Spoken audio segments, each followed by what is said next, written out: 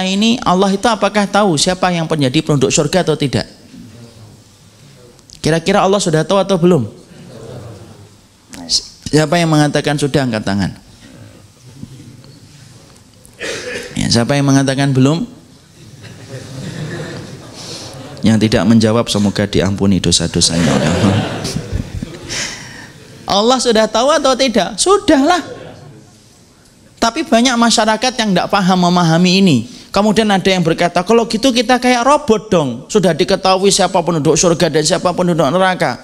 Lah buat apa saya beramal kalau kayak gitu? Loh kan, salah memahaminya. Yang ingin saya sampaikan pertama, ikhwan, pembicaraan tentang takdir itu sebagaimana masuk ke dalam samudra. Semakin dalam, semakin gelap atau semakin terang? Semakin gelap. Ya, itu yang kita harus pahami. Semua ulama terdahulu selalu berkata, pembicaraan tentang takdir adalah masalah yang gelap. Yang penting satu, kamu beriman dan kamu yakin Allah tidak pernah mendolimi kita dalam setiap takdirnya.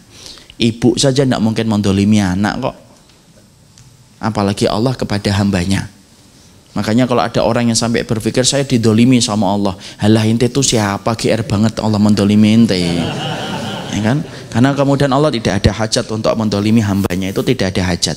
Sekarang kita bahas bagaimana kita memahami ini. Saya tidak menyebutkan akwal yang banyak karena mungkin antum akan merasa berat.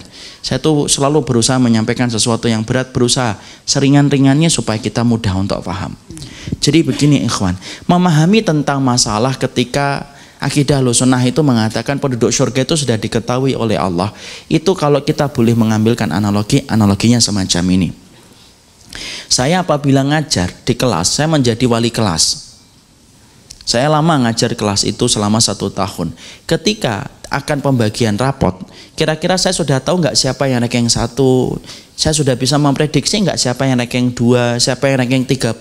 Saya kira-kira sudah bisa nggak memprediksi? Karena saya wali kelasnya. Bisa. Kenapa saya bisa memprediksi, ikhwan? Karena tiap hari ketemu dan berinteraksi sama murid-murid saya.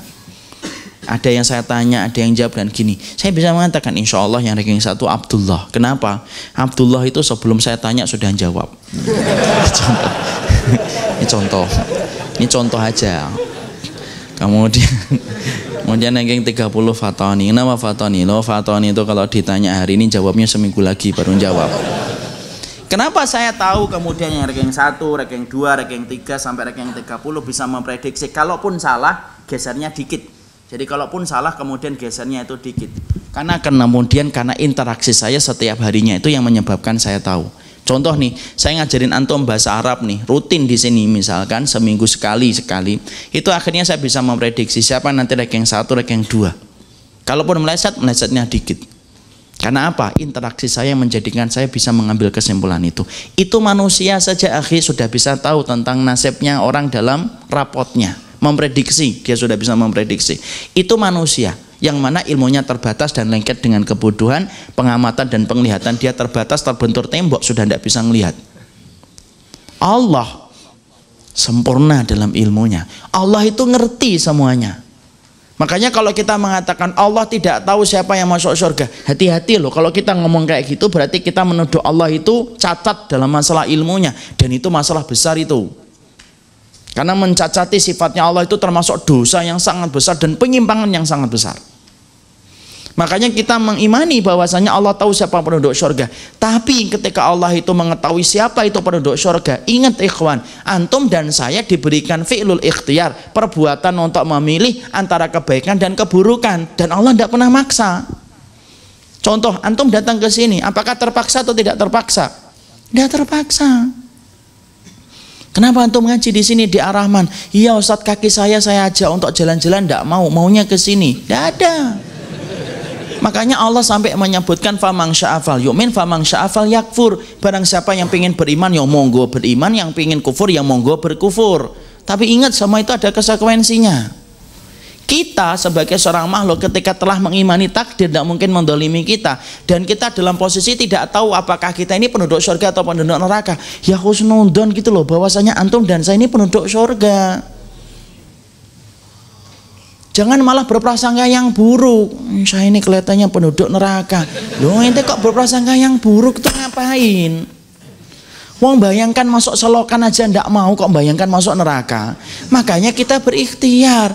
Melakukan apa yang kita lakukan karena kita sedang merangkai jalan untuk mendapatkan takdir yang terbaik.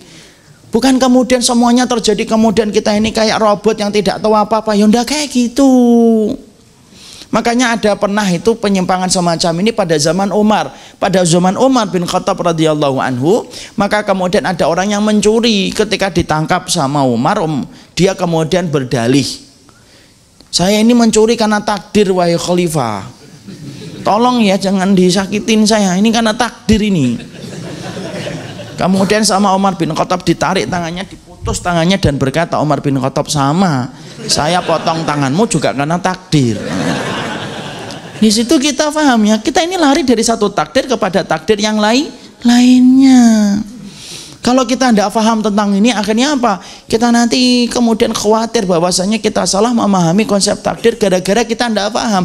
Kenapa ya penduduk surga sudah diketahui oleh Allah? Karena ketika salah satu intensnya saya berbicara dengan Bapak itu, salah satunya bab ini. Karena beliau susah memahami, kenapa ya Ustadz? Kalau Allah itu sudah tahu siapa penduduk surga.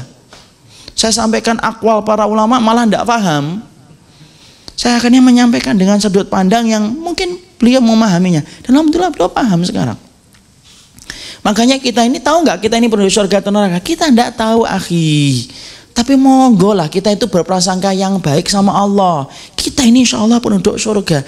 Tapi prasangka itu kemudian dibuktikan dengan amal kita. Makanya ngaji, makanya kemudian dengerin nasihat. Kenapa? Kemudian kita bangun, kemudian kita perhatikan sunnah. Lah karena kita menata kehidupan akhirat yang lebih baik. Semua itu ada sebab dan akibat.